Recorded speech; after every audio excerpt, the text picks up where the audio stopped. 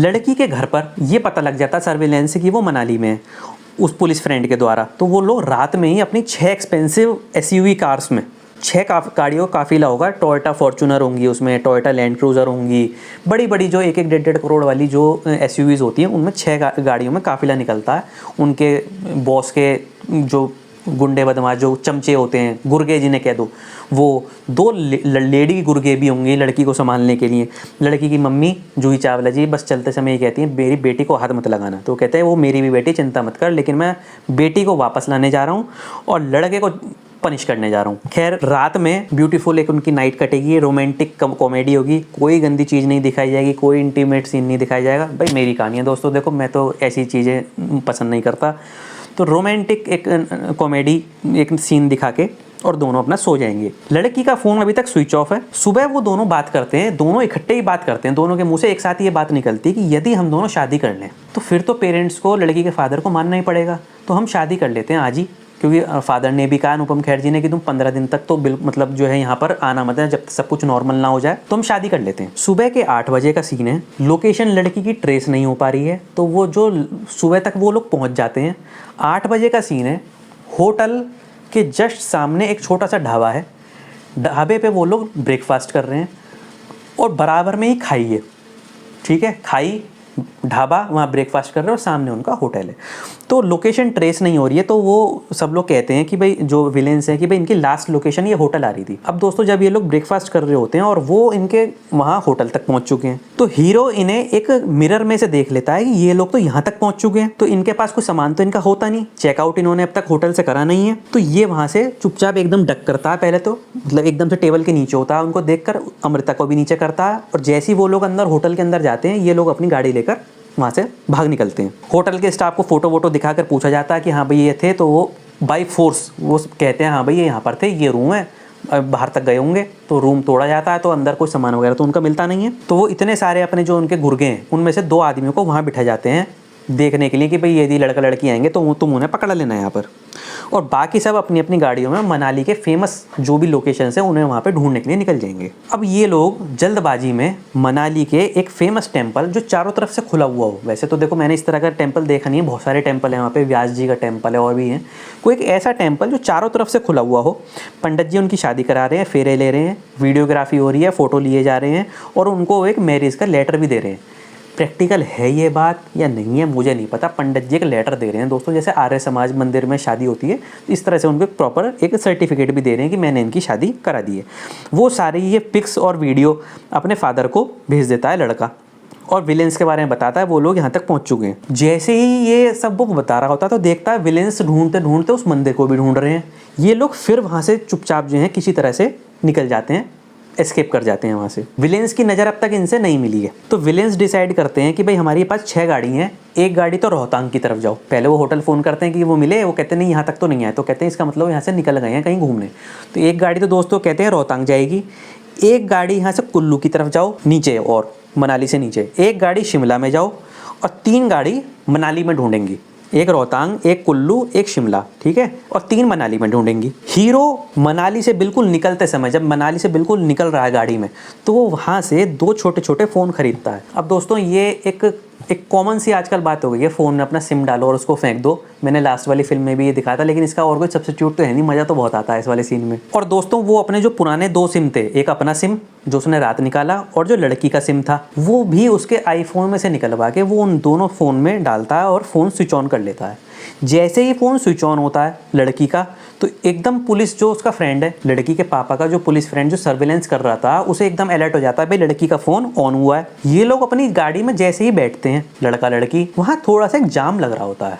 उस जाम में जो वो 2 गाड़ियाँ एक कुल्लू और मनाली शिमला के लिए निकली हैं नीचे की तरफ, उनसे नज़र मिल जाती है, लड़के की भी, लड़के लड़की की, और उधर से विलेंस की भी, 2 गाड़ियों की केवल।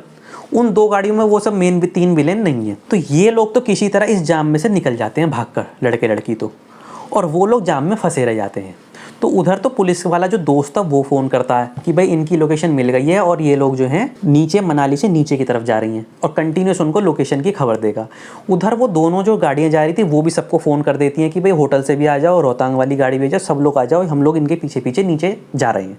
तो 6 की 6 गाड़ी चेस सीन में इनकी तरफ बढ़ रहे हैं, लेकिन फासला काफ़ी है क्योंकि ये तो जाम की वजह से आगे निकल गए थे दोस्तों। अब दोस्तों चेज़ तो हो नहीं रहा, लेकिन मनाली में जब ड्राइव हो रही होगी ना तो टर्न्स पे ऐसे दिखाया जाएगा कि जैसे कोई चेज़ वाकई में कर रहा है, वो लड़का तेज़ चला रहा होगा गाड़ी, टर्न एकदम लेगा, ऐसा लगेगा जैसे कोई पीछे पीछा कर रहा है जस्ट पीछे, लेकिन जस्ट पीछे कोई है नहीं। अब दोस्तों एक शिमला का ट्रक जा रहा होता है और शिमला के ट्रक में वो दोनों चलती हुई गाड़ी से लड़की दोनों फ़ोन फेंक देती है चलती खिड़की में से, और वो ऊपर से वो ट्रक में जाके गिर जाते हैं। पुलिस फिर से इन्फॉर्म करती है कि वो शिमला की तरफ यहाँ से जा रहे हैं। इस दौरान हीरो के फादर का फ़ोन आ रहा होता है, वो उन्हें कई बार अपने फ़ोन को काट देता है। अब दोस्तों मैं आपको एक बात समझा रहा हूँ कि वो मनाली से चले और मनाली से नीचे आता है कुल्लू, कुल्लू से नीचे आता है फिर मंडी, वो मंडी से पहले कुल्लू और मंडी के बीच में गांव का रूट ले लेते हैं, नीचे दिल्ली का रूट वो नहीं पकड़ते हैं।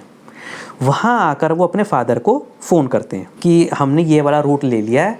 अब वहाँ से वो जो लड़के वो हैं सारी 6 गाड़ी, वो तो ये समझ के शिमला जा रहे हैं, वो तो शिमला की तरफ बढ़ दिए, कुल्लू मंडी होते हुए वो तो शिमला की तरफ।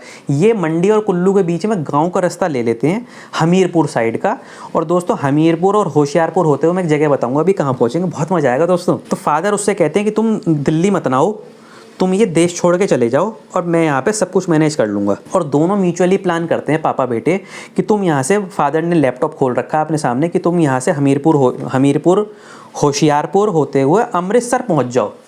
पंजाब में अमृतसर, गोल्डन टेम्पल वाला जो अमृतसर है, वहाँ तुम अमृतसर पहुँच जाओ, रात तक तुम अमृतसर पहुँच जाओगे। और वो लैपटॉप पे सब देख रहे हैं और वो कह रहे हैं कि तुम वहाँ पहुँचो, मैं तुम्हारी सारी तैयारी कर दूँगा। तुम वहाँ से कल सुबह की मुंबई की फ़्लाइट लो। अमृतसर इसलिए जाना है क्योंकि भाई अमृतसर से तुम मुंबई की फ़्लाइट लो कल सुबह की, मैं बुक कर रहा हूँ, और मुंबई से फिर तुम विदेश निकल जाना। मैं तुम्हारा तत्काल वीज़ा अप्लाई कर रहा हूँ यूरोप के लिए।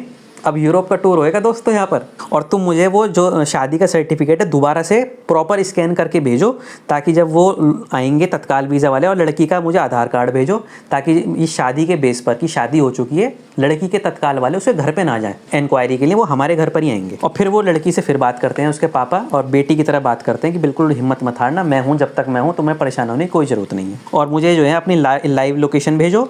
मम्मी से भी बात होती है, मम्मी कहती है मैंने ना इतने इन वाले भगवान जी के इतने लाख मंत्रों का जाप बिठा दिया है, घर में पंडित जी बिठा दिए हैं।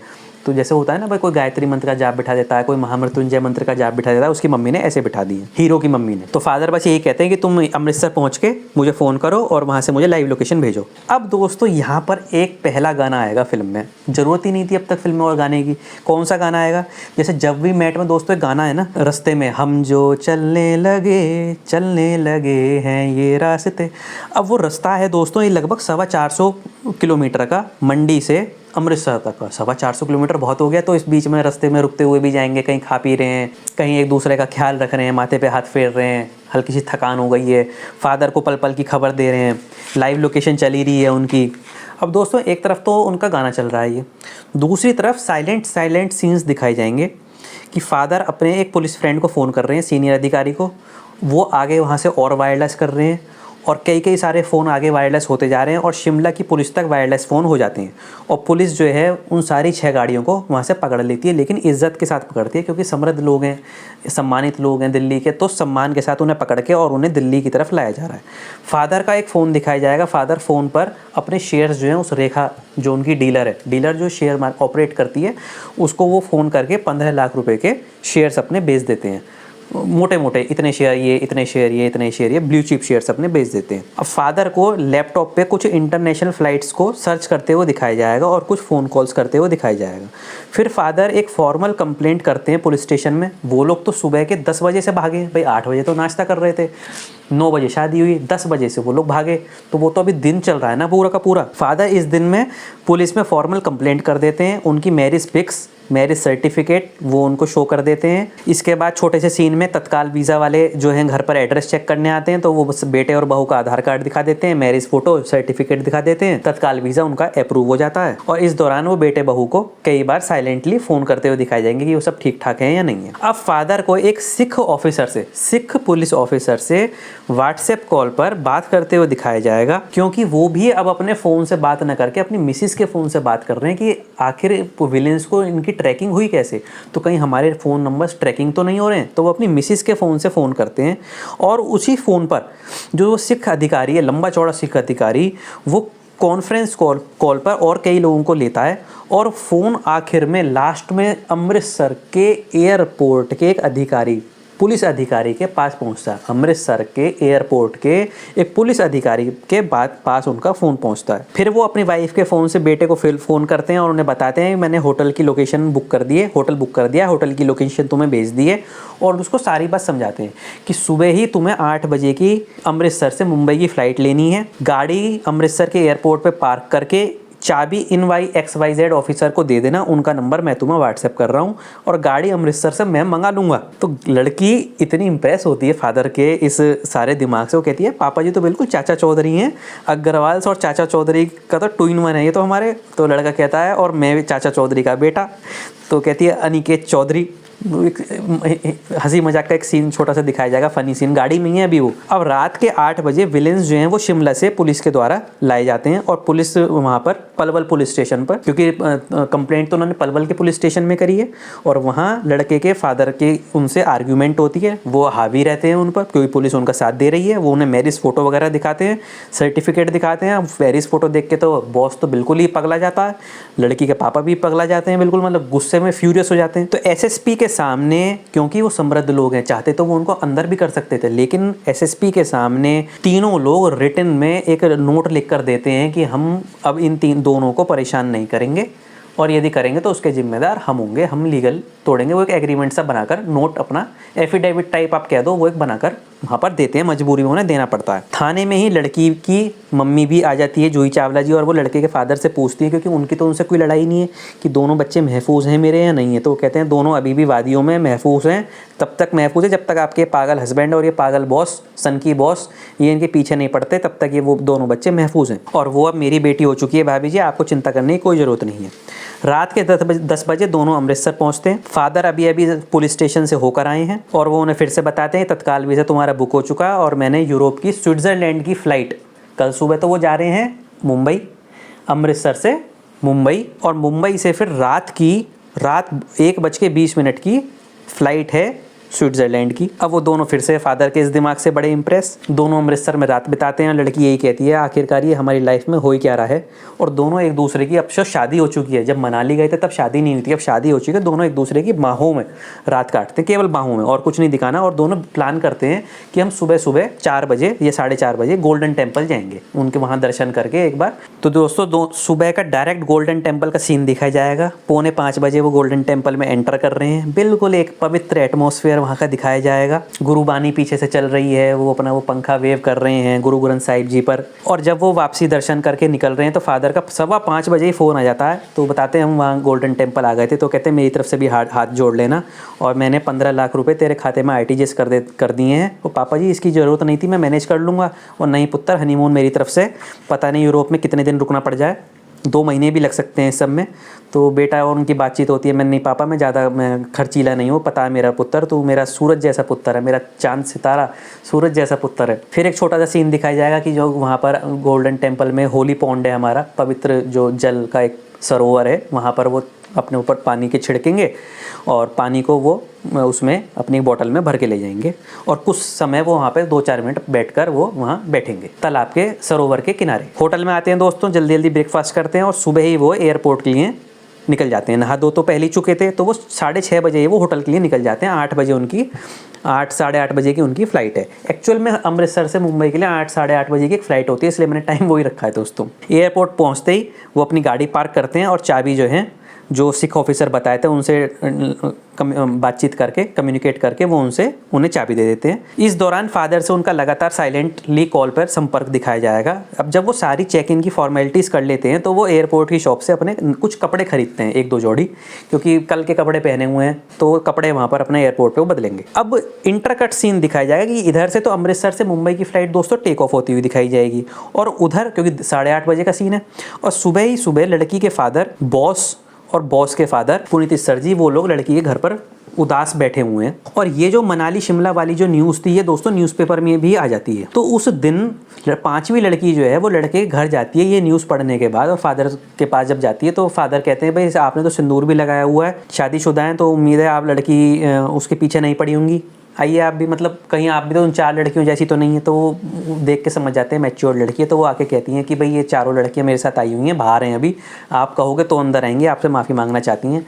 खैर वो उसका नंबर, और उसका अमृता का नंबर लग नहीं रहा है कनेक्ट, तो वहाँ तो हम बात क्या करते हैं, हम आपके पास मिलने आ गए हालचाल लेने के लिए। बहुत छोटी सी मीटिंग होती है, चाय नाश्ता लेकर जाओ बेटा, नहीं अब तो अंकल तभी आएंगे जब दोनों घर पर सही सलामत आ जाएंगे, उनकी शादी के बाद ही, शादी पर ही अब हम आएंगे। और वो चारों लड़कियां भी आती हैं, उन्हें वो माफ़ कर देते हैं। पापा का नंबर वो ले जाते हैं संपर्क रखने के लिए। दोस्तों इन सीन्स की, छोटे छोटे सीन्स की अहमियत बहुत है फिल्म में। दूसरी तरफ सीन दिखाया जाएगा कि बॉस और उसके फादर लड़की के घर से अब जा रही हैं, और उनकी जो अमृतसर वाली फ़्लाइट है वो मुंबई में लैंड हो रही है। ये अलग अलग इंटरकट सीन्स दिखाए जाएंगे। फिर से बता दूं, इंटरकट सीन एक ही स्क्रीन पर स्प्लिट करके 2 सीन नहीं होते हैं। इंटरकट मतलब जैसे कि मैं यहाँ पर एक सीन ये चल रहा है, मैं आपको कहानी सुना रहा हूँ, फिर दूसरा सीन है मेरे बाहर बैंकेट हॉल में कुछ चल रहा है, तीसरा सीन मेरी कंपनी में कुछ बाहर चल रहा है, एक सीन दिखाए जा रहे हैं, फिर चौथा सीन फिर मैं यहाँ पर आ गया, मैं कहानी सुना रहा हूँ। तो उसको कहते हैं कि अलग अलग समय पे एक ही समय पे अलग अलग सीन्स दिखाए जाते हैं, उसको इंटरकट सीन कहते हैं दोस्तों। तो उनकी मुंबई वाली फ़्लाइट लैंड हो रही है अमृतसर से, और उधर से वो बॉस और उसके फादर लड़की के घर से जा रहे हैं बोमन ईरानी जी से मिलकर। दोस्तों वो अपना मुंबई उतरते ही होटल चेक इन करते हैं और पूरी शॉपिंग करते हैं। जो यूरोप के टूर के लिए उन्हें सामान, उन्हें तो सब कुछ सामान शुरुआत से खरीदना है, बैग लगेज वगैरह। लड़की एक साड़ी की दुकान पर भी जाती है, कुछ अपने सामान वगैरह खरीदती है, और लड़की अपना जो फ़ोन उसने स्विच ऑफ किया हुआ था दोस्तों अभी तक, वो वहाँ से अपने आधार कार्ड से एक नया सिम खरीदती है। और जैसे ही सिम खरीदती है वो नया सिम अपने फ़ोन में डालती है। पुराना सिम तो उसने वो शिमला वाले ट्रक में फेंक दिया था, नया सिम यहाँ खरीदती है और आईफोन अपना वो स्विच ऑन कर लेती है। इधर बॉस और उसके फादर अपने घर में, अपने बड़े घर में वो घर पर बैठे हुए हैं। बॉस को एकदम से एक साइलेंट आइडिया आता है, एकदम से बैठे हुए एकदम उसको एक आइडिया आता है दिमाग में। शाम का समय है, तो वो अपने लैपटॉप में चेक करता है और उसको लड़की की लोकेशन मिल जाती है। लड़की की लोकेशन मिल जाती है दोस्तों उसको। अब आप दिमाग लगाते रहो कि उसको लोकेशन कैसे मिलती है, हालांकि मैं थोड़ा सा हिंट आपको दे चुका हूँ। अब वो चार्टर्ड फ्लाइट करके रात में ही सोनू सूद जी, पुनीत सर और उनका सारा गैंग, ये सारे लोग चार्टर्ड फ्लाइट में, लड़की के पापा नहीं हैं, वो मुंबई जा रहे हैं। दूसरी तरफ लड़की बाथरूम में से बिल्कुल एक प्रॉपर शादीशुदा जोड़े में पहली बार बाथरूम में से निकलती है। लड़का उसको देख के मोहित हो जाता है, हल्का सा बस उसको कैसे कंधों पे हाथ रख के दोनों शीशे में देखते हैं कि हमारी जोड़ी कैसे लग रही है। इतने में मम्मी का, लड़के की मम्मी का वहाँ पर व्हाट्सएप कॉल आता है, और व्हाट्सएप कॉल पे वो उन्हें आशीर्वाद देती है। वो भी उसे जोड़े में, और जो उनका चूड़ा होता है उसे में देखकर, कोई पंजाबन है वो, तो उसे देख के वो चौंक जाती हैं, बड़ी खुश होती हैं, आशीर्वाद देती हैं उसको। फादर आशीर्वाद देते हैं, दोनों डिनर वगैरह करते हैं, साथ में बीच पे घूमते हैं, क्योंकि जो फ़्लाइट है उनकी स्विट्ज़रलैंड की, और रात को 1 बजे है। अब दोस्तों रात के 12 बजे बॉस की तो फ़्लाइट लैंड हो रही है। फिर से इंटरकट सीन्स दिखाए जाएंगे कि उसकी तो फ़्लाइट लैंड हो रही है और ये लोग अपने होटल में से गाड़ी में, कैब में वहाँ के लिए जा रहे हैं। तो जब वो प्लेन उसका लैंड होता है, ये वहाँ पहुँच चुके हैं, तो देखता है कि लोकेशन उसकी अभी भी यहीं की क्यों आ रही है, एयरपोर्ट की। उसे थोड़ी पता है कि वो लोग जो है स्विट्ज़रलैंड जा रहे हैं। तो फादर कहते हैं पुनीत सर की, हो सकता है यार इसमें तेरे लैपटॉप में कोई दिक्कत हो, हमारी लोकेशन दिखा रहा हो, बाहर ठीक से उतरेंगे तो लोकेशन, इंटरनेट ठीक से आ जाएगा। इस दौरान पूरे रास्ते में फादर जो है लड़के के, वो दोनों से टच में है साइलेंट सीन्स में। तो ये तो अराइवल वाले टर्मिनल पे हैं, वो डिपार्चर वाले टर्मिनल पे, यानी वो तो आ रहे हैं विलेंस, और लड़का लड़की जाने वाले जो डिपार्चर वाला टर्मिनल है उस पर है, मुंबई एयरपोर्ट हैं दोनों, मुंबई एयरपोर्ट पर ही। तो देखने में ऐसा लगेगा दर्शकों को कि ये दोनों कहीं मिल ना जाए, इनका आमना सामना ना हो जाए। आमना सामना कैसे हो जाएगा, एक डिपार्चर है, एक जो है अराइवल है। अब विलेंस जो हैं सीधा इनके होटल पे जाते हैं जहाँ इनकी लास्ट लोकेशन थी। ये तो वो होटल जा रहे हैं और लड़का लड़की बोर्डिंग कर रहे हैं। बोर्डिंग यानी सीधा मतलब अब एयरप्लेन की तरफ बढ़ रहे हैं, उसमें बैठ रहे हैं, और फादर को लास्ट वीडियो कॉल प्लेन में से करते हैं। दोनों हस्बैंड वाइफ बन चुके हैं अब तो ये। तो होटल वाले बताते हैं कि सर हमें ये तो नहीं पता कि कौन कहाँ गए हैं, लेकिन हमें पता है इस समय रात को 1-1:30 बजे ज़्यादातर इंटरनेशनल फ्लाइट्स ही मुंबई से जाती हैं। रात में ही 1 बजे बॉस जो है सोनू सूद लड़की के फादर को फ़ोन करता है, जो सो रहे हैं। सोते हुए अपने कमरे से बाहर निकलते हैं और उन्हें पता चलता है, तो आंखें गुस्से में लाल हो जाती है कि ये दोनों तो विदेश चले गए हैं। अब सुबह को अगले दिन, अभी तो रात के 1:30 बज रहे हैं, सुबह को 8 बजे लड़के के पापा अनुपम खेर जी एक दिल्ली के बड़े पॉलिटिशियन को फ़ोन करते हैं और उससे लड़की के फादर के पास चलने के लिए कहते हैं। क्योंकि वो साथ में होते हैं पॉलिटिशियन, तो बोमन ईरानी ज़्यादा कुछ बोल नहीं पाते, वो तो वो यही समझाते हैं कि भाई दोनों बच्चों ने शादी कर ली, हम दोनों अब एक हो जाएं, यही बेटर है, लड़ाई झगड़ा छोड़ दो। आर्ग्यूमेंट फिर होता है, तो ये कहते हैं मैं चाहता तो मैं पुलिस के पास भी जा सकता था या कोर्ट भी जा सकता था, जो काम तुमने कल किया है मनाली में, उसके बाद पुलिस या कोर्ट में भी जा सकता था, पर आपसे अब मेरा रिश्ता जुड़ चुका है, परिवार है अब मेरा, आपकी इज्जत बेइज्जती है, हमारी इज्जत बेइज्जती है। और आर्ग्यूमेंट इतना ज़्यादा हो जाता है कि बस फिजिकल फाइट की दोस्तों नौबत रह जाती है, क्योंकि उसका पीएसओ भी साथ होता है पॉलिटिशियन का। पीएसओ मतलब जो पर्सनल सिक्योरिटी ऑफिसर होता है पुलिस वाला, वो भी साथ में होता है। तो बोमन ईरानी कुछ ज़्यादा कह नहीं पाते, कर नहीं पाते, वह फिजिकल फाइटिंग जो है वही मतलब रह जाती है, बाकी सब बहसबाजी खूब हो जाती है। लेकिन लड़की के फादर बोमन ईरानी ये शो नहीं करते कि मुझे उनकी मुंबई ट्रिप के बारे में पता चल चुका है। अब दोस्तों फिर से एक इंटरकट सीन आएगा कि विलेंस मुंबई से तो चार्टर्ड फ्लाइट में रवाना हो रहे हैं। जब दिल्ली की तरफ आ रहे हैं 10:15 का टाइम है, तो जब वो उसने अपना लैपटॉप ऑन किया हुआ उसकी लोकेशन देखने के लिए, जैसे ही मैं नेटवर्क में आऊँगा उसकी लोकेशन लड़की की मुझे मिलेगी, तो वो तो दिल्ली में उतर रहे हैं अपनी चार्टर्ड फ्लाइट से।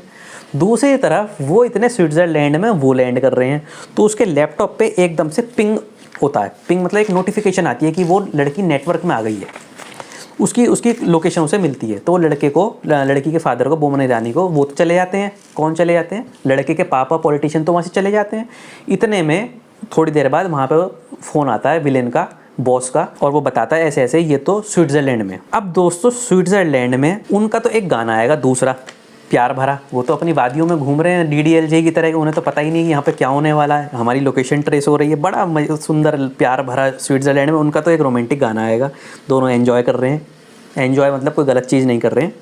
और इधर से सारे के सारे विलेन चार्टर्ड फ्लाइट में अपने सारे गुर्गे, और वो 2 लेडी गुर्गे जो हैं, लेडी भी चाहिए उन्हें पकड़ने के लिए, वो उधर से जा रहे हैं। तो प्लेन गाना ख़त्म होते होते ये सब चार्टर्ड प्लेन में स्विट्ज़रलैंड में लैंड कर रहे हैं, और लंबे लंबे वुलन कोट्स में ये लोग बाहर निकल रहे हैं। जैसे कांटे का फिल्म का सीन था ना, कांटे फिल्म, अमिताभ बच्चन, संजय दत्त जी, ये सब लोग निकलते थे ना प्लेन में से, चलते हुए दिखा रहे हैं इकट्ठे। तो खूब सारे गुर्गे हैं, 10-12 गुर्गे हैं, वो सब 10 गुर्गे जेंट्स हैं, 2 लड़कियां हैं उसमें, है ना, 3 मेन विलेन हो गए। तो ये सब निकलते हुए उसमें से दिखाए जा रहे हैं। और ये अपनी गाड़ी में यही कहते हैं लड़के के, अच्छा मीटिंग के दौरान ना लड़के के पापा चैलेंज करते थे कि तुम में दम हो ना तो जाओ पूरी ज़िंदगी लगा देना, तुम बच्चों को ढूंढ नहीं पाओगे।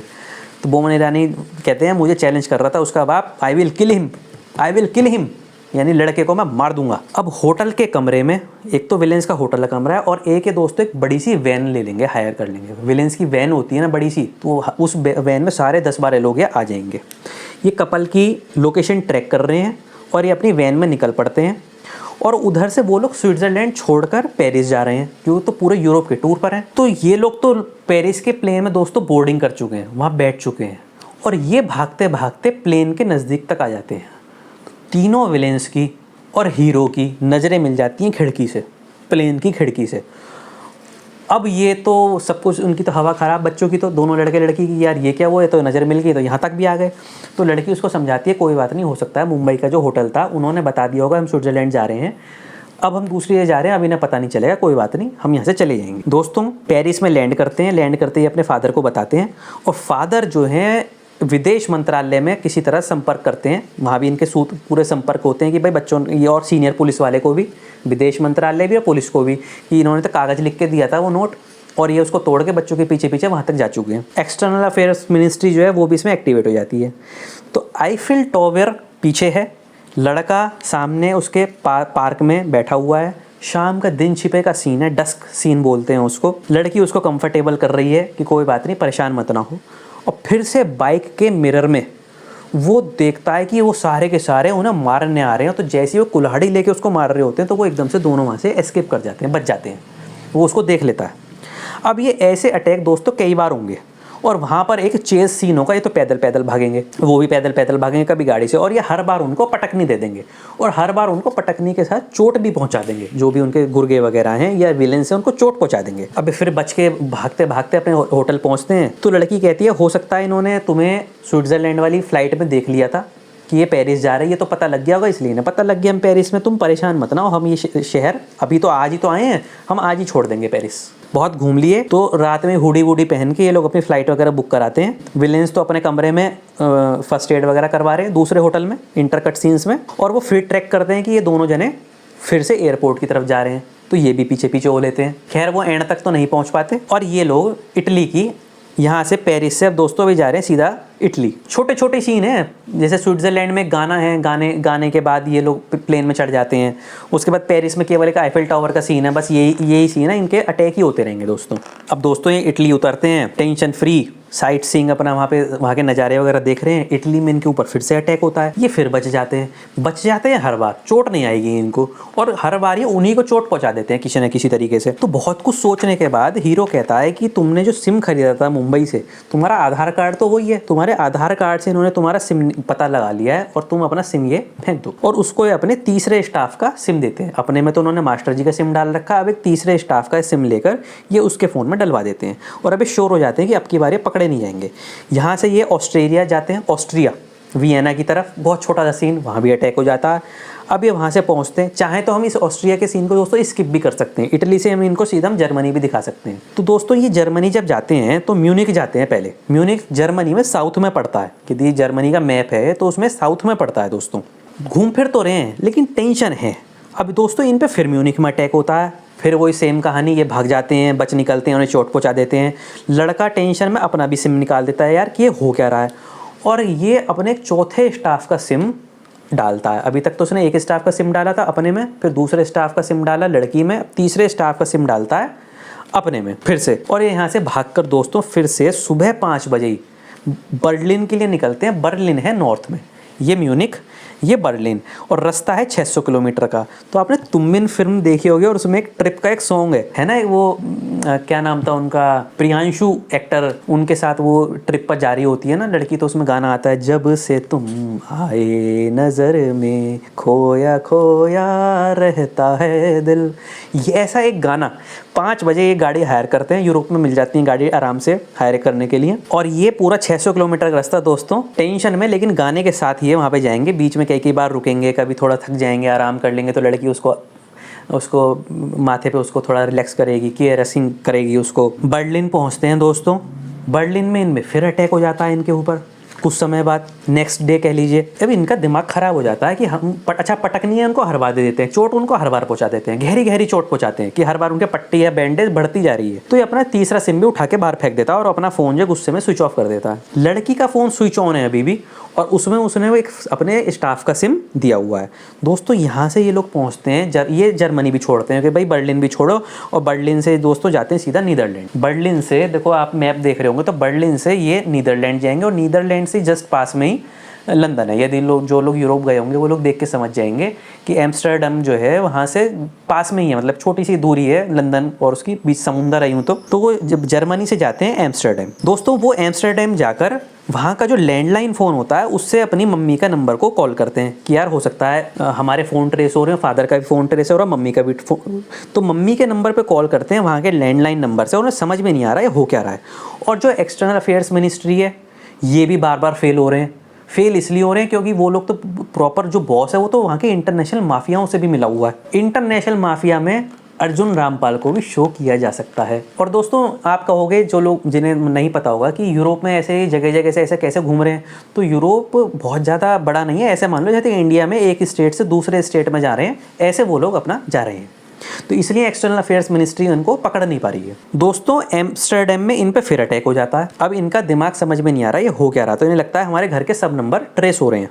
घर पे सब लोग परेशान हैं कि बच्चों पे बार बार अटैक हो रहे हैं। तो ये लोग दोस्तों लंदन चले जाते हैं, वहाँ से सेम डे फिर लंदन चले जाते हैं, और वहाँ के एक लैंडलाइन नंबर से इस बार अपने जो पड़ोस का नंबर है, फादर के पड़ोस का नंबर है, उस पर फ़ोन मिलाते हैं कि भाई लंदन की लैंडलाइन नंबर ट्रैक नहीं हो सकती, ट्रेस नहीं हो सकती, और पड़ोस का नंबर ट्रेस नहीं हो सकता। दोस्तों इन पे लंदन में फिर अटैक हो जाता है। तो एक्सटर्नल अफेयर्स मिनिस्ट्री इस बार इंटरपोल की हेल्प लेती है। इंटरपोल एक इंटरनेशनल मतलब एक आप कह लो इनकी एक विंग होती है जो हर कंट्री को इन माफियाओं की जानकारी देती है, जैसे हमारे यहाँ रॉ है, इस तरीके से। तो सुबह के 4:30 बजे का दोस्तों सीन है, ध्यान से सुनिएगा। सुबह लंदन में 4:30 बजे एक फेमस लंदन की लोकेशन पे दोनों बैठे हुए हैं अपने होटल से थोड़ी ही दूरी पे। तो लड़की कहती है यार मेरा जो सिम है, तुमने जो स्टाफ का सिम दिया, कहीं ये तो ट्रेस नहीं हो रहा। तो लड़का कहता है ये तो इम्पॉसिबल है, क्योंकि ये जो सिम है ये मेरे उस स्टाफ का है जो 7 साल पहले मर चुका। हमारे यहाँ एक बहुत पुराना व्यक्ति काम करता था और उनकी डेथ जो है 75 साल की उम्र में हमारे घर में ही हुई, मतलब हमारे यहीं पर हुई काम करते करते ही वो अपने घर पर मरे, तो उनके नाम से मैंने सिम ले रखा, उसको मैं चला रहा हूँ, 7 साल हो गए, उनको डेथ हुए तो उनका नंबर कैसे ट्रेस हो जाएगा। जो दूसरे स्टाफ हैं मेरे, उनके बारे में चलो पता फिर भी लग जाए कि भाई ये मेरे यहाँ काम करते हैं, उनके बारे में किसको पता होगा। उसी दौरान सुबह के 8 बज रहे हैं इंडिया में, लंदन में बज रहे हैं सुबह के 4:30 और इंडिया में बज रहे हैं सुबह के 8। तो जो 5वीं लड़की थी, 5th गर्ल, मैच्योर लड़की है, वो सो रही है और उसका जो हस्बैंड है वो टेक्निकल हस्बैंड है, उसको कहते हैं टेकी हस्बैंड। तो वो अपने लैपटॉप पे कुछ कर रहा है और उसको ना उसके आईफोन में, 5वीं लड़की को भी आईफोन मिला था, वो उन चारों लड़कियों को भी आईफोन मिला था, तो उसके आईफोन में कुछ अनयूजुअल सी चीज़ देखता है, उसके वो तो सो रही है, उसका फ़ोन लेके वो अपने डेटा केबल से कनेक्ट करता है अपने लैपटॉप में और उसको कुछ ना कुछ उसमें मिलता है। दूसरी तरफ बाहर कमरे में उसकी जो वाइफ है, 5th लड़की, वो न्यूज़ पढ़ती है, तो न्यूज़ पेपर में फ्रंट पे आता है कि यूरोप में इस कपल पे ऐसे ऐसे अटैक हो रहे हैं। वो बोलती हुई एकदम उसके कमरे में आती है कि तुम मेरे फ़ोन के साथ क्या कर रहे हो, और वो उससे कुछ नहीं बोल रहा, वो बोले जा रही है और वो अपना काम कर रहा है बिल्कुल फोकस से, और बस ये पूछता है क्या ये आईफोन अमृता को भी कंपनी से मिला है या नहीं। वो कहती है हाँ। तो वो बताता है कि इस आईफोन को अंदर से सेट किया हुआ है कि इसकी लोकेशन जब भी ये किसी नेटवर्क में आएगा, किसी भी नेटवर्क में सिग्नल आने चाहिए, इसकी सैटेलाइट से लोकेशन ट्रेस हो जाएगी। ये कंपनी वालों ने तुम्हें जानबूझ के सीनियर्स को इसलिए दिया ताकि तुम्हारे ऊपर ये काबू रख सकें, लेकिन अंदर के जो इसकी चीज़ें तुम कर रहे हो वो ट्रैक नहीं हो सकती। इतना आईफोन कमज़ोर नहीं है, आईफोन इतना कमज़ोर नहीं है, लेकिन इसकी लोकेशन ट्रैक हो रही है। मैंने सब कुछ चेक कर लिया। वो अच्छा खासा मास्टर है पूरा टेक्नोलॉजी में। ये धीरे होते होते 9 बज जाते हैं और 9 बजे चारों लड़कियां ये न्यूज़ पढ़कर अनिकेत के घर पर फादर से बात कर रही होती है कि फादर ये क्या हो रहा है, बड़ा गलत हो रहा है। जब वो बात कर रही होती है तो 5वीं लड़की का फ़ोन आता है वहाँ पर, जिसको अभी अभी फादर हस्बैंड के साथ पता चला है कि आईफोन में गड़बड़ है। तो वो चारों लड़कियों से कहते हैं तुम तुरंत वहाँ से निकलो फादर को बिना कुछ बताए, और जैसे ही दिल्ली के बॉर्डर पर क्रॉस करोगी, दिल्ली बॉर्डर क्रॉस करते ही, दिल्ली में एंटर करते ही पलवल से अपने चारों आईफोन बंद करना और उसमें से अपने अपने सिम निकाल लेना और पूछो कुछ मतलब तुरंत आ जाओ। अब वो ऐसा करती हैं, वो वहाँ से तुरंत में निकलती हैं और अपने बॉर्डर पे आके फ़ोन स्विच ऑफ करती हैं। फादर पूछते भी हैं क्या हुआ, कह नहीं कोई बात नहीं भाई, ऑफिस से कुछ काम आ गया है तो हमें जाना पड़ेगा, और बॉर्डर पे आके अपने फ़ोन स्विच ऑफ करती हैं, सिम निकालती हैं, सब एक दूसरे का चेहरा देखते हुए कि आखिर ये हो क्या रहा है दोस्तों। उससे घर पहुँचती हैं। अब वो अपना भी सिम निकालने वाली होती है 5वीं लड़की, तो उसका वो रोक देता है हस्बैंड की, 5 तुम निकालोगे तो डाउट हो जाएगा, हो सकता है हमारी भी लोकेशन ट्रेस हो रही हो। तो कहती है मैं ईमेल करने वाली थी। तो तब बताता है कि भाई तुम ईमेल करो, व्हाट्सएप करो, उससे कुछ पता नहीं चलेगा, बस लोकेशन ट्रेस हो सकती है। तो वो ईमेल करती है लड़की को, उधर बज रहे हैं अभी 4:30 या अब तो 1 घंटा और आगे 5:30 बज रहे हैं, और उस ईमेल में अर्जेंट लिखती है, अर्जेंट। उसमें सारी बात लिखती है कि तुम्हारा फ़ोन ऐसे ऐसे ट्रेस हो रहा है और इस फ़ोन में जो तुम्हें दिया था बॉस ने, हमें भी सबको दिया हुआ है, ये किसी को ये बात नहीं पता है, इसी की वजह से वो ट्रेस हो रहा है, बस इसमें लोकेशन में नेटवर्क आना चाहिए, सिम से ट्रेस नहीं हो रहा। ये ईमेल वो जब कर रही है तो लड़का हाथ में दोस्तों अपने उस फ़ोन को देख रहा है, उसको टटोल रहा है ऐसे ऐसे करके कि इस आईफोन में तो कोई गड़बड़ नहीं है। इतने में एकदम से उसमें पिंग करके नोटिफिकेशन आती है, साउंड के साथ ईमेल आता है और वो ईमेल पढ़ता है। अब ईमेल पढ़ने के बाद अनिकेत को गुस्सा चढ़ता है, दिमाग तो पूरा वो भी पूरा चाचा चौधरी वाला। वो कहता है हम अपने इस आईफोन की ट्रैकिंग से ही इन विलेंस को ख़त्म करेंगे। तो एक मास्टर प्लान बनाता है साइलेंटली, बिल्कुल बातचीत करके, और होटल में वापस जाते हैं, होटल से कुछ सामान लेते हैं, गाड़ी हायर करते हैं, और वहाँ से 1.5 घंटे की दूरी पर एक हिली एरिया है। यदि कुछ लोग लंदन गए होंगे तो ज़्यादा बड़ी हिल्स तो नहीं है मसूरी मनाली जैसी, लेकिन हिली एरिया है वहाँ पर। तो दोस्तों हिली एरिया पे ये जाने की गाड़ी अपना स्टार्ट कर देते हैं। तो जैसे ही इनकी लोकेशन मूव करती है तो वहाँ दूसरे होटल में जो उनके गुर्गे वगैरह हैं वो एकदम से जागते हैं कि इनकी लोकेशन मूव होनी शुरू हुई है। तो वो सब भी मूवमेंट उनकी देखकर, और तब तक ये लोग काफ़ी 1 घंटा आगे जा चुके हैं। कितना? 1 घंटा आगे जा चुके हैं, क्योंकि वो चेयर पे ही सो रहा था, तो चेयर पे होते ना गुर्गे वगैरह पूरी रात नज़र रख रहे हैं। तो वो 1 घंटे बाद वो उनकी लोकेशन देखता है कि यहाँ से दूर जा रहे हैं। तो ये सब लोग भी वैन में बैठ के तुरंत वहाँ से निकल लेते हैं। विलेंस वगैरह, बॉस वगैरह आपस में कहते हैं, उन्हें लगता है पहाड़ों पर जाकर हमसे छुप जाएंगे। हा हा हा हा, मतलब सब लोग आपस में मजाक बना रहे हैं उनका कि उन्हें लगता है पहाड़ों पे जाकर हमसे छुप जाएंगे। अब हीरो वहां पर रस्सी है उसके पास, मजबूत मजबूत मोटी मोटी रस्सी जो वो होटल से लाया है, कुछ बारीक बारीक तार हैं, उनसे वो कुछ वहां पर पहाड़ों पे सेटिंग कर रहा है कुछ। और खाई के पास अपनी गाड़ी खड़ी करके, खाई गाड़ी से कुछ दूर वो लोग एक शीशा, मिरर और एक अपना सैमसंग का या कोई भी आईफोन का मोबाइल लेके, जिसका लेंस जूमिंग कैपेसिटी जिसकी बहुत ज्यादा हो, वो जूम करके देखते रहते हैं कि पीछे से कौन कौन आ रहा है, क्योंकि ये तो विलेंस की ट्रैक नहीं कर सकते, इन्हें उम्मीद है विलेंस यहाँ पर आएंगे। तो दोस्तों दूर से विलेंस इनको पहचान लेते हैं कि ये वो रहे, और वो भी अपनी उसमें से देख रहे हैं। लड़की उसका हाथ पकड़े हुए, उसको डर लग रहा है, कह रहा है डर मत ना जब तक मैं तेरे साथ हूँ। तो ये उनसे नजर मिलाता है हीरो जानबूझ के अपने उन विलेंस से कि देखो मैंने तुम्हें देख लिया, और तेजी से अपनी गाड़ी में दोनों भागते हैं। इनको भागते हुए देख के वो लोग अपनी गाड़ी और तेज कर देते हैं सारे विलेंस। और इस बार ये कई सारी गाड़ियों में, एक वैन में नहीं है, कई सारी गाड़ियों में। तो इसका तो पूरा प्लान था यहाँ से भागने का, इनको अपने पीछे पीछे भगाने का। तो ये कुछ ऐसा करता है थोड़ी दूरी पे जाके कि कहीं पे रस्सी से अपनी गाड़ी टकराता है, जिस टकराने से कोई लीवर खिंचता है और ऊपर से पत्थर, बड़े बड़े पत्थर लुढ़कते हैं और आगे जाके एक रस्सी से टकरा कर, रस्सी आगे उनके आड़े आ जाती है, इनकी गाड़ी डिसबैलेंस हो जाती है और 6 में से 5 गाड़ी बराबर में खाई में जा गिरती है। नीचे नदी बह रही है और ऊपर से जो पत्थर बड़े बड़े टकराते हैं, क्रश कर देते हैं हेड को बिल्कुल, कि बचने की कोई गुंजाइश ही नहीं। एक गाड़ी फिर भी बच जाती है जिसमें तीनों मेन विलेन हैं और उनका ड्राइवर वगैरह गाड़ी चला रहा है। अब यहाँ से दोस्तों एक चेज सीन दिखाया जाएगा। हीरो ने प्लानिंग पूरी कर रखी है, चेज सीन कुछ किलोमीटर्स का दिखाया जाएगा और हीरो चाहता है वो मुझे पीछा करें। इसका प्लान ए में तो ये था 6 गाड़ी खत्म हो जाए या जो भी आएंगे। प्लान बी भी उसने सेट कर रखा था। अब वो प्लान बी में एक पतले वायर से किसी टर्न पर, वो पतला वाला जो वायर है उससे फिर कोई लीवर एक्टिवेट करता है और वो जो गाड़ी आ रही थी उस गाड़ी में जो तीनों मेन विलेन है उस पर फिर पत्थर गिरते हैं और वो भी पूरा खाई में जाके गिरती है। और पत्थर जो दोनों विलेन्स है, बॉस और बॉस के फादर का, बिल्कुल सिर क्रैश कर देती है, क्रश कर देती है। जो फादर हैं बोमन ईरानी, वो फिर भी कुछ हल्की फुल्की सी कहते हैं, उनका सिर इतना क्रश नहीं हुआ है, चोट बहुत लगी है, वो भी नीचे खाई में पड़े हुए हैं। जब ये लोग अच्छा भाग रहे थे दोस्तों, 5 गाड़ी तो गिर गई, तो जो छठी गाड़ी है उसमें से नज़र मिल जाती है फादर की दोनों बच्चों से और बॉस की भी। तो और तेज़ी से वो लोग गाड़ी चलाते हैं विलेन गुस्से में। अब कुछ ही दूरी पर जाकर, यहाँ से जैसे कहते हैं 100-200 मीटर आगे जाकर, ये तो खाई में सब गिर गए, ख़त्म हो गए। जो हीरो हीरोइन की गाड़ी है वो भी एक पत्थर से टकराती है और पत्थर से टकराकर वो ज़मीन वहाँ गिरती है खाई में, और खाई में जाते ही उसमें टकराते ही, खाई में गिरते ही उसमें ब्लास्ट हो जाता है। और इन जो पुलिस होती है लंदन की, वो तुरंत वहाँ आती है, वो सारे जो भी विलेंस हैं उनकी बॉडीज़ वगैरह को कलेक्ट करती है। भारतीय जो ऑफिशियल्स हैं वो उनके साथ हैं इस बार। इंटरपोल वाले तो चलो साथ में नहीं होंगे, भारतीय और इंडियन ऑफिशियल साथ में, और लंदन की पुलिस उनके साथ है। और जब वो लड़के की गाड़ी पे जाते हैं तो पूरी वो डैमेज हो चुकी है, ख़त्म हो चुकी है वो। दोस्तों ये खबर यूरोप के सारे टीवी पे और इंडिया के सारे न्यूज़ चैनल्स में आती है और सारी कहानी शुरू से बताई जाती है कि ऐसे ऐसे 2 लड़का लड़की थे, मनाली गए, मनाली से फिर ये लंदन गए और इनके सब पीछे पड़े हुए हैं ये विलेंस जो हैं, और ये एक सब विलेंस ख़त्म हो गए हैं, लड़का लड़की की लाश मिल नहीं रही है और विलेन जो है एक वो क्रिटिकल है, बस अंतिम सांस उसकी चल रही है। छोटा सा सीन दिखाया जाएगा। ये सब न्यूज़ जब टीवी पे चल रही हैं तो जूही चावला जी रो रही हैं गांधारी की तरह कि लेडीज़ की कोई सुनता ही नहीं है। मैंने खूब समझाया कि अपनी ही बेटी है, उसकी खुशी इसी में है, लड़का अच्छा है इसलिए शादी को मान जाओ। अब ना बेटी रही और ना उसका पति, और जीवन भर रोने के लिए हम जिंदा बच गए। भाई अभी तक तो उसका हस्बैंड बच ही गया है और जीवन भर रोने के लिए हम जिंदा बच गए, रो रही है।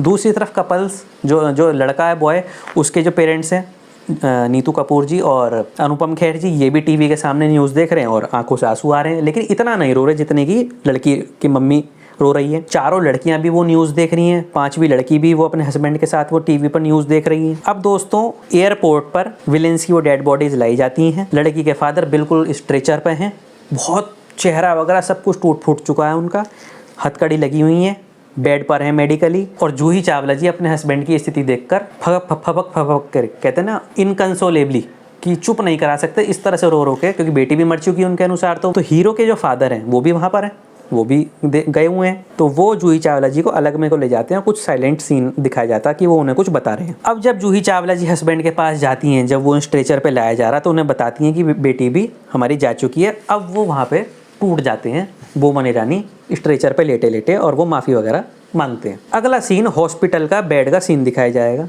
मदर अब ओके है, आंखों में आंसू हैं क्योंकि हस्बैंड मेरा इस हालत में पड़ा हुआ है।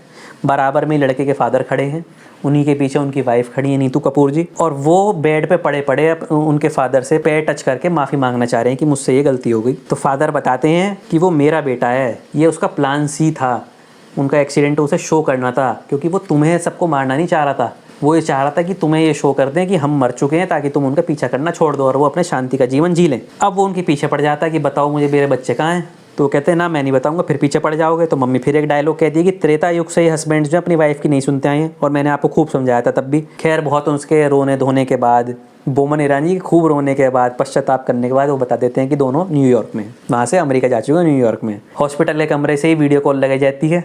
अनुपम खेर जी ने फ़ोन पकड़ा हुआ है, बच्चों को समझाते हैं कि फादर बच गए हैं और मतलब बात कर लो आप दोनों। अब वो अपने सही रास्ते पे आ चुके हैं, लड़की तो रो पड़ती है अपने फादर को इस स्थिति में देखने के बाद। अच्छा दोस्तों, एक सीन में से बताना भूल गया कि जब वो छठी गाड़ी बजती है मेन विलेंस की और वो इनकी तरफ जारी होती है, तो लड़की अपना आईफोन चलती हुई गाड़ी से खाई में फेंक देती है।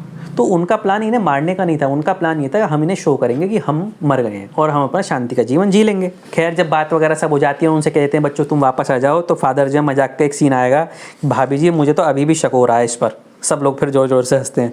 बताओ चोपड़ा साहब कौन जीता, किसकी पहुंच ज़्यादा ऊपर तक है? पहले मैं एसएसपी कमिश्नर तक को जानता था, मंत्री को जानता था, अब तुम्हारी वजह से मैं रोहतक में और विदेश मंत्रालय तक में लोगों को जान गया हूँ मैं। चोपड़ा साहब कहते हैं बोमन ईरानी कि मैं ऐसा दिमाग पा के खुश हूँ, उससे हारने में मुझे बहुत मज़ा आएगा, शादी के बाद उसके साथ रोज़ शतरंज खेला करूँगा। तो अनुपम खेर जी कहते हैं भाभी जी देख लो आज भी जो है ये ऐसी ऐसी बात कर रहा है, शतरंज जैसे खेल की बात कर रहा है, दिमाग इसका अब भी शांत नहीं है। अरे अब तुम हम शादी के बाद हम तुम्हारे साथ ताश खेले करेंगे और तुम अपने नाते नाती के साथ लूडो, सांप सीढ़ी और पत्ते पे पत्ता खेलना। शादी की जैसी बातचीत होती है कि चोपड़ा साहब कहते हैं शादी कब करनी है, तो फादर फिर मजे लेते हैं। वो तो अभी तक पूरे मजे ले रहे हैं उसके साथ अनुपम खेर जी। जिन बातों पर उनका विवाद हुआ था दोनों फादर का, वो उन सब कहते हैं तो बताओ चोपड़ा साहब मैरिज की लोकेशन क्या रहेगी, 5 स्टार होटल या फार्म हाउस, खर्चा कितना करना है, गेस्ट की लिस्ट कौन कौन होगी, किस तरह की जेंट्री बुलानी है। तो वो ये कहते हैं जो आप अग्रवाल साहब आपकी मर्जी वो होगा, मैं बस अपनी बेटी डोली में विदा करूंगा, बाकी सब आपकी मर्जी से। फादर कहते हैं नहीं हम दोनों की मर्जी से। मम्मी कहती हैं अच्छा पैदा हमने किया, 9 महीने कष्टों से पेट में हमने रखा, तो इसलिए हम सबकी मर्जी से। फिर सब एक हंसते हैं। ये सब हॉस्पिटल का वो रूम का सीन है दोस्तों। अब यहाँ पर राम मिलाई जोड़ी भी तो कहीं पे डालना है हमें।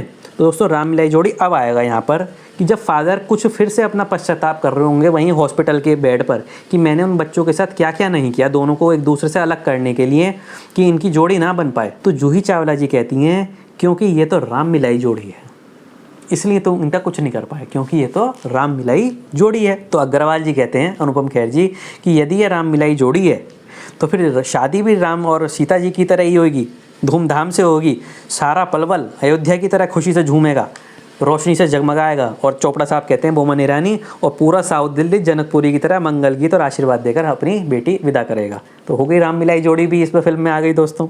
और यहाँ से शहनाई का म्यूजिक स्टार्ट हो जाएगा। 5 मिनट का सीन है, बहुत मज़ेदार है, लेकिन फिल्म अभी ख़त्म नहीं हुई है। दिल्ली एयरपोर्ट पर, इंदिरा गांधी इंटरनेशनल एयरपोर्ट पर उनकी प्लेन उतरता है।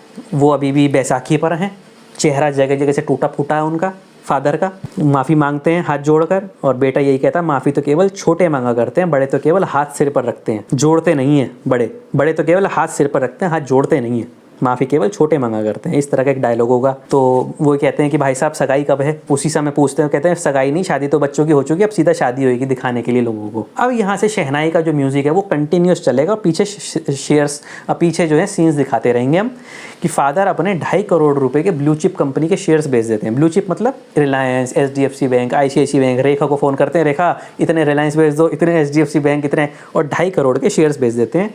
छोटा सा दोनों का एक ट्रेडिशनल हल्दी सीन दिखाया जाएगा, नई वाली हल्दी सी नहीं, वो छापे मार मार के जो हल्दी चल पड़ी है आजकल, जो पुराना लड़का लड़की को बिठा के पैरों पर हाथों पर हल्दी के सीन होते थे, वो दोनों के अपने अपने घरों में सीन दिखाए जाएंगे। पलवल में ही एक बड़े ग्राउंड में उनकी शादी दिखाई जाएगी, फार्म हाउस में। वो फार्म हाउस ना होके दोस्तों जिस सोसाइटी में वो रहते हैं, तो सोसाइटी में एक बहुत बड़ा ग्राउंड है, क्रिकेट ग्राउंड टाइप। तो जो लोग सोसाइटी में रहते हैं उनको पता होगा वो उसी ग्राउंड में उनकी सारी पार्टीज वगैरह होती हैं बिना खर्चे के, या छोटा मोटा खर्चा दिया जाता है सोसाइटी को, एक छोटी सी रसीद कट जाती है। अब लड़के की बारात आती हुई दिखाई जा रही है, चढ़त का सीन दिखाया जा रहा है, सब लोग नाच रहे हैं, मम्मी पापा स्टाफ उसके सारे रिलेटिव्स उसके दोस्त वो सब, उसमें चढ़त का सीन आ रहा है। गेट पर उसी ग्राउंड में गेट बना रखा है, उसमें जो है लड़की के पापा खड़े हैं, वो अभी भी बैसाखी पे हैं, उनका स्वागत कर रहे हैं माला पहनाकर। वरमाला का सीन आएगा तो ये छोटे छोटे सीन, कहते हैं ना 5 मिनट में सीन ख़त्म करना है। तो वरमाला के सीन पे वो 5 लड़कियां पहुंचती हैं। अब वो 4 लड़की फिर मज़े ले लेती हैं कि अमृता तू चाहे तो चाहे अभी भी मना कर सकती है, हम अभी भी शादी करने के लिए तैयार हैं। और वो अमृता सीरियसली उनको ले जाती है कि ये तो अभी भी उससे शादी करने को तैयार है। 5वीं लड़की कहती है मजाक कर रही है, फिर वो भी कहते हैं हम मजाक कर रहे हैं। फिर 5वीं लड़की अपने हस्बैंड से मिलवाती है, दोनों बच्चों से मिलवाती हैं। दोनों अमृता अनिकेत उनका शुक्रिया अदा करते हैं कि आपकी ईमेल की वजह से हम आज बच गए। और वो अपने हस्बैंड का इंट्रोडक्शन कराती है कि आपकी इस जो इन्होंने जो जानकारी निकाली है, इसके बाद USA की गवर्नमेंट ने इनको सीधा ऑफर दिया है हम अपने यहाँ बुलाने का कि आईफोन में आकर बताओ कि हमारे आईफोन्स तो कहीं सर्विलेंस पे कोई दूसरा देश तो नहीं कर रहा। तो अब हम जो हैं सारे चारों, दोनों बच्चे और हम दोनों वहाँ जा रहे हैं।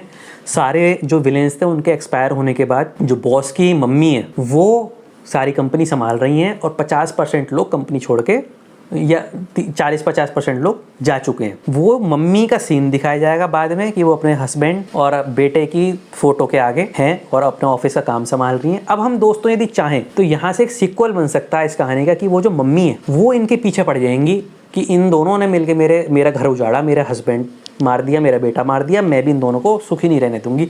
तो अगली यदि सीक्वल बनी, मैंने सोची नहीं है, तो मैंने उसके लिए यहाँ पे एक मसाला छोड़ दिया है। उसके बाद ग्रुप फोटो दिखाए जाएंगे छोटे छोटे, दोनों फादर्स ने एक दूसरे को टाइटली होल्ड कर रखा है। फेरे का छोटा सा सीन दिखाया जाएगा कि फेरे हो गए 5-7 सेकंड का। अब जो सीन रह रहा है जिसकी वजह से मुझे इस फिल्म को सुनाने का इतना क्रेज था दोस्तों, वो सीन अब आ रहा है कि जब विदाई का सीन आता है तो फादर जो है गिफ्ट में नई गाड़ी मंगवाते हैं।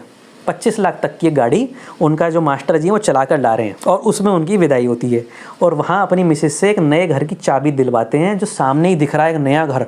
2.5 करोड़ के शेयर बेचे हैं, तेरे लिए नया घर, पूरा नीचे से ऊपर तक का 2 मंजिल का बना हुआ और पूरा जगमगा रहा लाइट से वो। और फिर वहीं पर जैसे जब आपने देखा होगा दोस्तों, नई गाड़ी खरीदते तो वो नहीं देते, नकली चाबी देते हैं बड़ी सी। तो ऐसे कि वो यूरोप का टूर देते हैं 15 दिन का। तो दोनों कहते हैं, अमृता और निकेत, नहीं पापा जी यूरोप नहीं जाना, जीवन भर का यूरोप घूम लिया, हमारी इच्छा पूरी हो चुकी और यूरोप नहीं घूमना। तो सब लोग जोर जोर से हंसते हैं। तो वो उसको ना जो साइन बोर्ड होता है उसको फ्लिप कर देते हैं कि ये तो मजाक था, मैं तुम्हें अमेरिका भेज रहा हूँ 15 दिन के लिए, अमेरिका मेरी तरफ से, हनीमून ट्रिप मेरी तरफ से। जो उसके इन लॉज होते हैं, बोमन ईरानी, जूही चावला इजाज़त लेके चले जाते हैं। नए घर में गृह प्रवेश होता है, लास्ट बस नए घर में गृह प्रवेश होता है और मास्टर जी, रिश्तेदार सब लोग उसमें जा रहे हैं नए घर में। मम्मी पापा, अनुपम खेर जी, नीतू कपूर जी सब उसमें जा रहे हैं। जाते समय मास्टर जी कह जाते हैं, भैया जी दरवाज़ा ठीक से लगा लेना। तो वो कहते हैं, मास्टर जी सर दरवाज़ा ठीक से ही लगाने के लिए तो कह रहा हूँ ऐसे ही तो हंसते राजपाल यादव। अब मम्मी जाते समय कहती हैं, तेरे पापा ने पलंग बहुत ही मजबूत लकड़ी का बनवाया है। मम्मी जी कैसी बात कर रही हो? अब मैं केवल यही तो कह रही थी कि सालों चलेगा, और गद्दे भी बहुत गद्देदार मोटे मोटे हैं, सालों चलेंगे और वो इसे कहते हैं ना मिस्चीवियस हंसी के साथ वो चली जाती है। मिस्चीवियस हंसी कैसे कहूँ मैं, शरारत भरी हंसी के साथ वो वहाँ से निकल जाती है मम्मी जी कह के।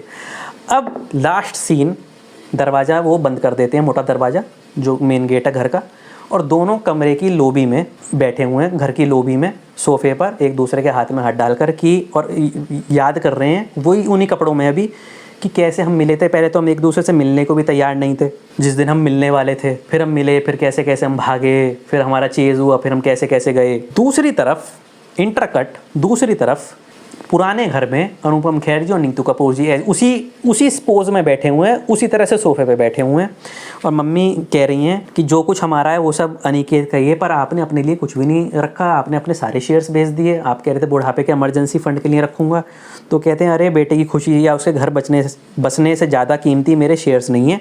और पगली अभी तो घर है मेरे पास, किराए की आमदनी आती है, कॉम्प्लेक्स बना रखा है। अब सुनिए वो डायलॉग, और अभी तो मेरे पास PSU बैंक्स और नवरत्न कंपनीज के शेयर बच रहे हैं 2.5 करोड़ रुपए के। तो कहती हैं इतने रुपए के शेयर्स थे आपके पास, आपने बता नहीं रखी थी? तो कहता है सालों से थोड़ा थोड़ा जोड़ रहा था और कीमत इनकी बढ़ती रही। इनकी इतने पैसों में हमारा बुढ़ापा भी निकल जाएगा, पोते पोती को भी दे जाएंगे, और हम दोनों का एक यूरोप का हनीमून का टूर भी हो जाएगा। आंख मारते हो भाई, कहती ओ बुढ़िया लेडीज़ से यदि आप ऐसी बात करो, ये मैच्योर लेडीज़ तो कहती हैं ओ, तो ऐसे करती हैं कि तो कहते हैं इतने पैसों में हमारा बुढ़ापा भी निकल जाएगा, पोते पोती को भी दे जाएंगे, और हम दोनों का एक यूरोप का हनीमून का टूर भी हो जाएगा।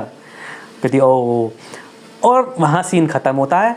अब यहाँ पर एक स्प्लिट सीन आएगी, एक तरफ लड़का लड़की बैठे हैं हाथ में हाथ डाल के, ऐसे ही उनके मम्मी डैडी बैठे हैं। स्प्लिट सीन यानी आधी स्क्रीन पे वो, आधी स्क्रीन पे, और वहाँ पे मैसेज आएगा, and they all live A happy and peaceful life, wish you all the same. दोस्तों आपको मेरी कहानी कैसी लगी? मुझे तो बहुत मज़ा आया सुनाते हुए, लंबी हर बार हो जाती है, मैं छोटी कहानी सुना नहीं पाता हूँ। तो अपने कमेंट करके दोस्तों बताइएगा कि आपको मेरी कहानी कैसी लगी। आपके कमेंट्स का मुझे इंतजार रहेगा बेसब्री से, और इस बार मैं पूरी कोशिश करूँगा कि आपको 15 दिन में मैं अगली कहानी अपनी सुना दूँ। बहुत मज़ेदार है, नाम अभी नहीं बता रहा हूँ, इसी की तरह बहुत मज़ा आएगा। हर कहानी अपने आप में मास्टर क्लास होगी। यूँ तो मैं दोस्तों मैं अपना व्यापार करता हूँ, बिज़नेस करता हूँ मैं, लेकिन कहानियाँ तो मुझे अपने आप में अपनी मास्टर क्लास जैसी लगती हैं। तो कमेंट करके दोस्तों मुझे बताइएगा। तब तक के लिए नमस्कार।